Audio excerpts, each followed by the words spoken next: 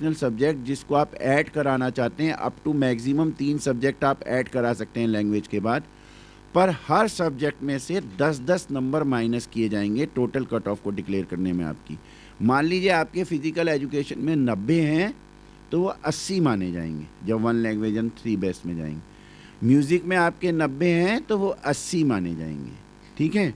परंतु bachelor with music honours and BP Ed, इसमें वो बीपी एड में फिजिकल एजुकेशन पूरा सब्जेक्ट माना जाएगा और म्यूजिक में म्यूजिक ऑनर्स में म्यूजिक माना जाएगा। इन दोनों का एडमिशन रिटन टेस्ट से, वो आप हमारी वेबसाइट चेक कीजिएगा, इनके भी एडमिशन आजकल फॉर्म भरे जा रहे हैं। एक और हमारा कोर्स है bachelor with honours in management studies, इसका भी रिटन टेस्ट है, इसके भी फॉर्म परसों से ओपन हो गए हैं और ये ऑनलाइन प्रक्रिया ही है पूरी, इसमें हार्ड कॉपी आप नहीं भर सकते।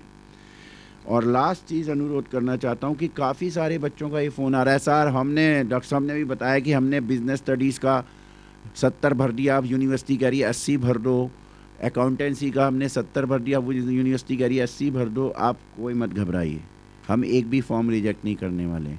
अगर कोई फॉर्म में हमें कोई बहुत प्रॉब्लम होगी तो आपका हमने सेल नंबर या ईमेल उसमें लिखवा रखी है, आपको रिप्लाई आएगा या आपको फ़ोन आएगा, आपको बुलाया जाएगा हमारे इंफॉर्मेशन सेंटर में जहाँ पे वो कंप्यूट हो रहे हैं या डीएसडब्ल्यू। इसके बावजूद भी अगर आपको एडमिशन्स में कोई प्रॉब्लम हो रही है तो आपके पास 2 ग्रीवांस रिड्रेसल के मैकेनिज़्म हैं। एक तो कॉलेज पे ही एक कॉलेज कंप्लेंट कमेटी बनी हुई है, आप उसको कह सकते हैं कि साहब मेरे साथ इनजस्टिस हुई है और उस कमेटी को डिसीज़न देना होगा। और हर कॉलेज को ये कह दिया गया है कि वो बड़े बड़े अक्षरों में उन टीचरों के नाम और जो उस कमेटी के मेंबर्स हैं उनके फ़ोन नंबर और वो कृपया करके बाहर बोर्ड पे लगा दें। दूसरा ये, तब भी आपको लगता है कि आपके साथ कोई प्रॉब्लम है या इनजस्टिस है, 2 ऑफिसेज हैं डीन स्टूडेंट वेलफेयर के जो एडमिशन्स को देखते हैं और उनकी ग्रीवांसेस को देखते हैं। एक है मेन कैंपस में डीन स्टूडेंट वेलफेयर का ऑफिस कॉन्फ्रेंस सेंटर में 1st फ्लोर पे, आप वहाँ जा सकते हैं। और दूसरा है डिप्टी डीन स्टूडेंट वेलफेयर का ऑफिस आर्ट्स फैकल्टी कमरा नंबर 107-109 साउथ कैंपस में धौला कुआं के पास, यहाँ आ सकते हैं। पर एक आखिरी अनुरोध करना चाहता हूँ कि जिस बच्चे का पहली लिस्ट में दाखला हो गया है, कोर्स चुनिए, कॉलेज मत चुनिए। उसका कारण ये है कि दिल्ली विश्वविद्यालय की डिग्री में कोई कॉलेज का नाम नहीं लिखा होता, सो कॉल्ड 1, 2, 3 आपने अपने आप बना रखे हैं क्योंकि वो पुराने कॉलेज हैं, इसलिए ऐसा चला आ रहा है। हमारा प्लेसमेंट डाटा दिल्ली यूनिवर्सिटी का भी ये सिद्ध नहीं करता है कि सो कॉल्ड 1, 2, 3 हैं। हमारा रिजल्ट भी ऐसा सिद्ध नहीं कर रहा है और उसके 5 मुख्य कारण हैं। पहला सबसे महत्वपूर्ण कारण है कि जो आपको शिक्षा देने वाले शिक्षक हैं, चाहे वो दयाल सिंह कॉलेज में पढ़ाते हैं, चाहे वो स्टीफेंस कॉलेज में पढ़ाते हैं, चाहे वो डॉक्टर साहब के अंबेडकर कॉलेज में पढ़ाते हैं या किसी इवनिंग कॉलेज में पढ़ाते हैं, उन टीचरों के अपॉइंटमेंट की मिनिमम एकेडमिक क्वालिफ़िकेशन सरकार से फिक्स होती है, यूजीसी नॉर्म्स के हिसाब से सब सेम है। और इसलिए आप देखेंगे हर कॉलेज में हर कॉलेज के पढ़े हुए टीचर प्रोडक्ट हैं और यूनिवर्सिटीज़ के भी पढ़े हुए प्रोडक्ट हैं जो बेस्ट टीचर्स हैं। इसलिए कृपया करके इस चीज़ पे मत जाइए। दूसरी बात, जो भी सिलेबस आप पढ़ेंगे, चाहे ऑनर्स विद कॉमर्स पढ़ें, चाहे हिस्ट्री पढ़ें, चाहे फिजिक्स पढ़ें, चाहे बायोलॉजी पढ़ें, चाहे जूलॉजी पढ़ें, सबके सिलेबसिस हर कॉलेज में वही हैं जो दिल्ली विश्वविद्यालय ने तय किए हैं। वो एकेडमिक काउंसिल दिल्ली विश्वविद्यालय की तय करती है, उसके उसमें डिफरेंस नहीं है। तीसरा ये है कि अगर आप ये महसूस करते हैं कि DC2 आप किसी कॉलेज में एक पर्टिकुलर सब्जेक्ट ही करना चाहते हैं तो प्लीज़ कॉलेज स्पेसिफिक वेबसाइट में जाइए। कोई ज़रूरी नहीं है कि सारे DC2 के सब्जेक्ट्स हर कॉलेज में उपलब्ध हों, वो वेरी कर सकते हैं subject to availability of the teachers and the infrastructure. So kindly उसको चेक कीजिएगा। और चौथी बात यह है कि जो हमारा क्वेश्चन पेपर बनाने वाला सिस्टम है विश्वविद्यालय में, लोगों को गलतफहमी हो रखी है कि साहब सारे question paper so called college number 1 और 2 बनाते हैं। पेपर सेटिंग बोर्ड होता है, उसमें रोटेरी बेसिस पे हर साल या 2 साल बाद या 3 साल बाद टीचर्स बदल दिए जाते हैं और वो क्वेश्चन पेपर एक टीचर सेटिंग बोर्ड बनाता है, पेपर सेटिंग बोर्ड बनाता है जिसमें 5 से लेके 7, 8, 9 टीचर डिफरेंट करता है सब्जेक्ट वाइज। इसी तरह से जो हमारा रिजल्ट आ रहा है, अगर आप रिजल्ट चेक करें पिछले 15 साल का, तो अगर ए कॉलेज में एक सब्जेक्ट में एक टॉपर है तो एक इस कॉलेज में भी है, एक इनके कॉलेज में भी है, एक और कॉलेज में भी है, एक इवनिंग कॉलेज में भी है, ठीक है।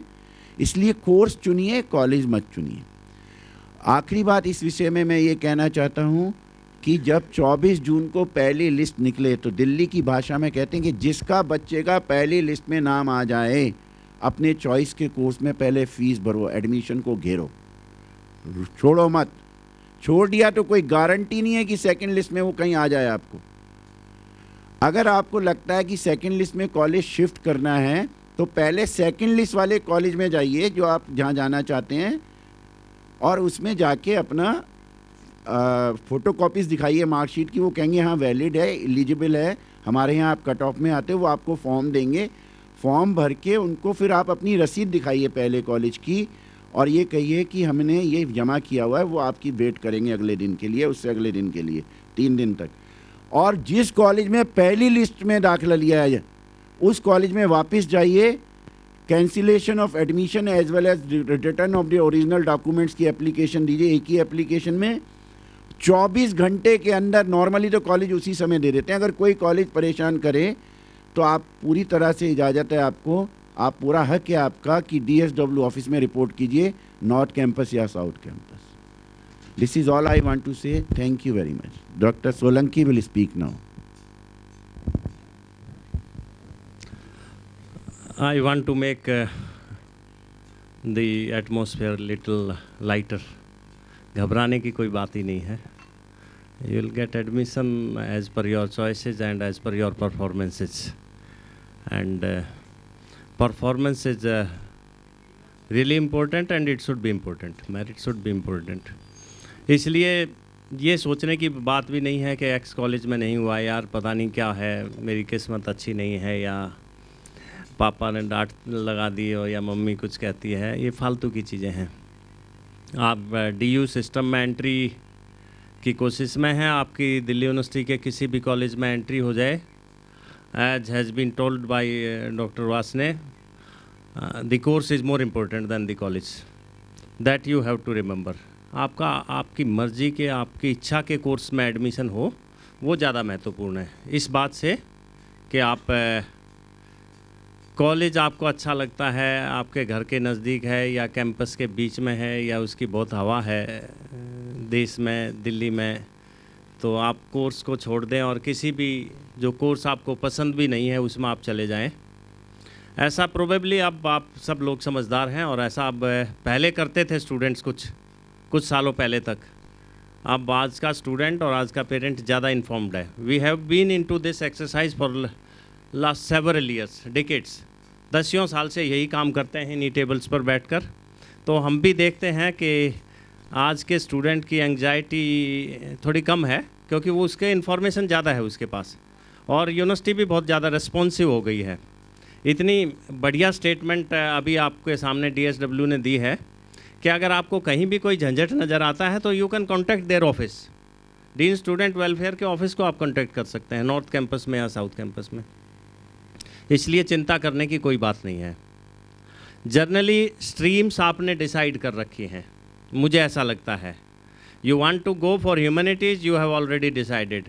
You are interested into commerce subjects, you have already decided. आपका साइंस में रुझान है, उस तरफ जाना चाहते हैं आप, क्लियर हैं। डिफरेंट डिसिप्लिन से रिलेटेड फैकल्टी यहाँ आपके सामने है, उनमें आप फैकल्टी या discipline related question, specific question आप पूछेंगे तो will answer those questions. But the general thing is that you make an informed choice, and that is why you are here, because you want to make an informed choice. The other thing which is equally important is that you make a choice and be firm on that choice. डगमगाना नहीं है, ये नहीं सोचना यार ये कर लूँ या ये कर लूँ। जर्नलिज्म में भी जा सकती हूँ और मैं फाइन आर्ट का कोर्स भी कर सकती हूँ और फैशन डिज़ाइन भी कर सकती हूँ, या BSc फिजिक्स की तरफ भी जा सकती हूँ। Not like that. आप एक बार सोचें, आपका साथी, आपका क्लासमेट, आपकी सहेली कुछ और सोच रही होगी, वो रोज़ आपको कंफ्यूज करेगी, कहेगी यार मैं तो ये कोर्स कर रही हूँ तो पता नहीं कहाँ क्या कर रही है, कहाँ जा रही है, किस तरफ जा रही है। और आप फिर डगमगा जाएंगे।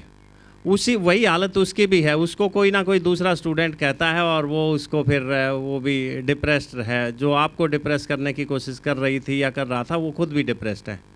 तो अपनी मर्जी से, अपनी चॉइस से इन्फॉर्म्ड डिसीजन आप लेके आगे बढ़ेंगे तो कोई प्रॉब्लम है नहीं। और दिल्ली यूनिवर्सिटी में एंट्री अगर ठीक से इफ़ेक्टिवली आप 3 साल 4 साल या 2 साल, जो भी जितने साल आप रहना चाहें, वो इफ़ेक्टिवली वहाँ पर रहें, आप एंजॉय भी करें और पढ़ाई भी करें और आप अपने ओवरऑल ग्रोथ का भी ध्यान रखें। आप डिबेट्स में भी पार्टिसिपेट करें, आप स्पोर्ट्स में भी हिस्सा लें, या जो भी आप करना चाहते हैं वो करें। I think in 4 years you will be a different person, definitely different person. So Delhi university में एंट्री पा जाना और फिर वहाँ उसको ठीक से निभा देना सफलता की अपने आप में ही काफ़ी बड़ी गारंटी है। मतलब आप ये मत सोचना कि मैं हिस्ट्री ऑनर्स में हूँ और कोई बीएससी बीटेक फिजिक्स से रिलेटेड या मैथमेटिक्स से रिलेटेड कोर्स कर रहा है तो वो बेटर है। You might shine as good और even better than anybody else. आप कॉमर्स में हैं, आप ये सोचें कि पता नहीं आप तो क्या कर लेंगे, आप चार्टर्ड अकाउंटेंट बन जाएंगे, आप कंपनी सेक्रेटरी होंगे।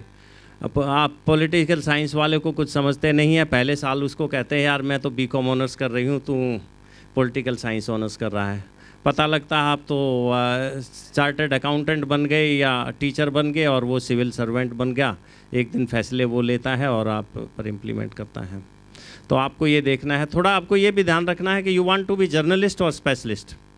अगर आप स्पेशलाइज्ड फील्ड में जाना चाहते हैं तो फिर आपके पास चॉइसेज हैं, अदरवाइज़ तो कोई भी ग्रेजुएशन आप करेंगे, there are lot of opportunities available. Field खुली हुई है, बैंकिंग खुला हुआ है, गवर्नमेंट जॉब्स खुली हुई हैं, सिविल सर्विस खुली हुई है, रेलवेज़ खुली हुई है, बहुत सारे डिपार्टमेंट्स हैं जो खुले हैं। लेकिन आपने ये सोचा है कि मेरे को तो टेक्निकल फील्ड में जाना है, naturally you will have to pursue technical courses.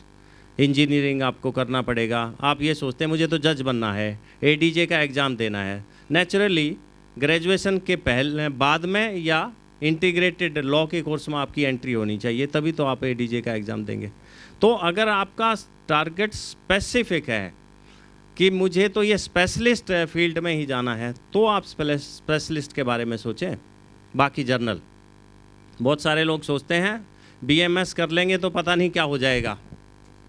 अब वो ये नहीं सोचता कि जो हिस्ट्री ऑनर्स या पॉलिटिकल साइंस ऑनर्स कर लेगा वो कैट का एग्ज़ाम दे देगा, हो सकता है बीएमएस वाले का कैट के थ्रू एडमिशन ना हो एमबीए में, और वो कैट के थ्रू एमबीए के टॉप 10 कॉलेजेस में उसकी एंट्री हो जाए, बीएमएस वाला काफ़ी पीछे रह जाएगा। तो कुछ ऐसा नहीं है, आपकी ग्रेजुएशन होनी चाहिए और बहुत बेहतरीन तरीके से होनी चाहिए। और वो बेहतरीन तभी हो सकती है जब जिस सब्जेक्ट में आपका इंटरेस्ट है उसमें होती है वो।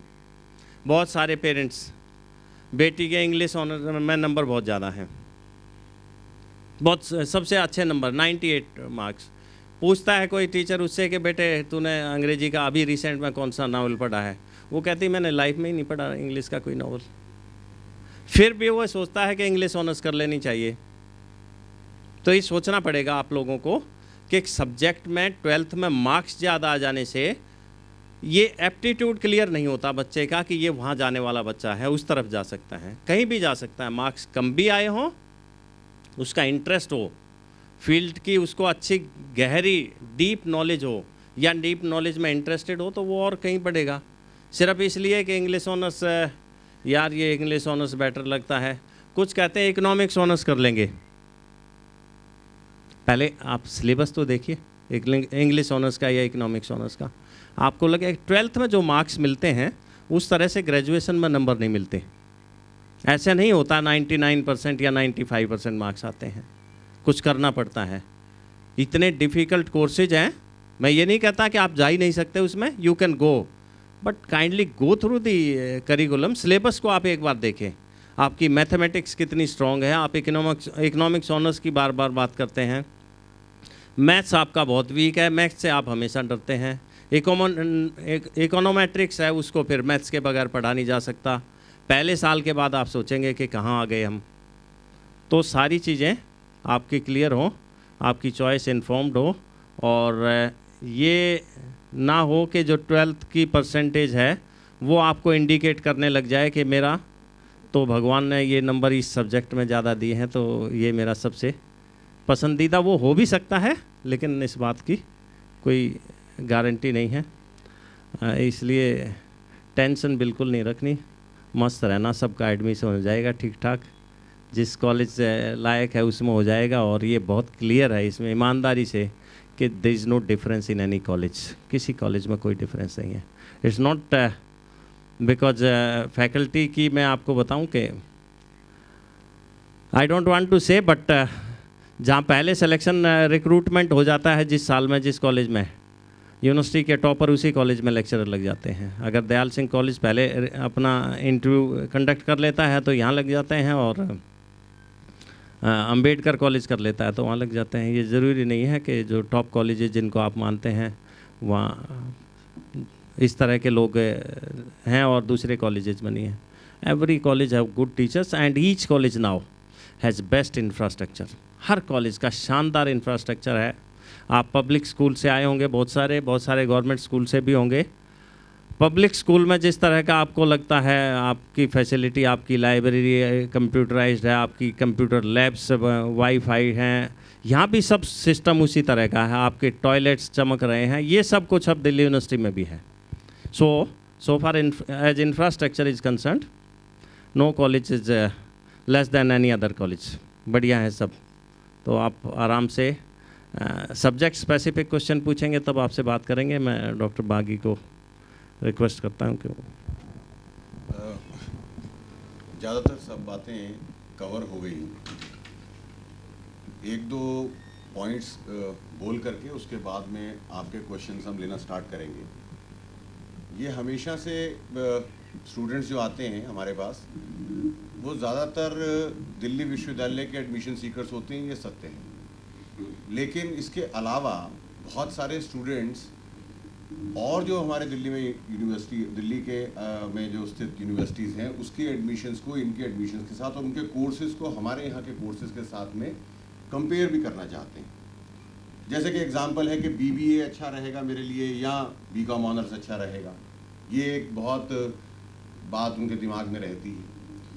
BTech किसी NCR के किसी प्राइवेट कॉलेज से कर लें वो बेहतर रहेगा या BSc ऑनर्स कर लें दिल्ली विश्वविद्यालय से, ये उनके पास इस तरह के भी जो आपके क्वेश्चंस हैं, जो क्वेरीज हैं, कोई स्पेसिफिक क्वेरीज, वो भी आप ना झिझकें, उसके बारे में भी जो हमारे पास इंफॉर्मेशन होगी, जो हमारी समझ है इस बारे में, वो हम आपसे शेयर करने के लिए तैयार हैं। ये कोई सिंपली दिल्ली विश्वविद्यालय के एडमिशन के लिए करियर काउंसलिंग का फोरम नहीं है। यहाँ पर जिस तरह की भी आपकी एंग्जाइटीज़ हैं अपने करियर को लेके, आगे करने के बाद किस तरह के हमारे को जॉब अपॉर्चुनिटीज़ मिलेंगी, इस बारे में आपकी कोई शंकाएं हों तो उनका निवारण भी करने की ये पैनल कोशिश करेगा। तो कहना सिर्फ ये है कि बहुत सारे कोर्सेस प्राइवेट यूनिवर्सिटीज़ के इस टाइम पे ओपन है। जैसे मैं आपको एग्जांपल दूं, अभी चल रहा है जो ज़्यादा डिमांड में है या ज़्यादा जिसका नाम है एक्चुरियल साइंसेस। अब एक्चुरियल साइंसेस के बारे में बच्चों को बहुत कम इंफॉर्मेशन। बायोटेक्नोलॉजी के बारे में बच्चों को बहुत कम इंफॉर्मेशन है, और ये वो कोर्सेज के मैं नाम ले रहा हूँ जो कोर्सेज दिल्ली विश्वविद्यालय डायरेक्टली नहीं कराता। या फिर नैनो टेक्नोलॉजी, BTech हम नैनो टेक्नोलॉजी में हमें कहीं अमेठी यूनिवर्सिटी में एडमिशन मिल रहा है, हमको लेना चाहिए या नहीं लेना चाहिए। हमारा इस बारे में सिर्फ इतना कहना है कि आप जिस भी किसी इंस्टीट्यूट में जाएं उसकी मान्यता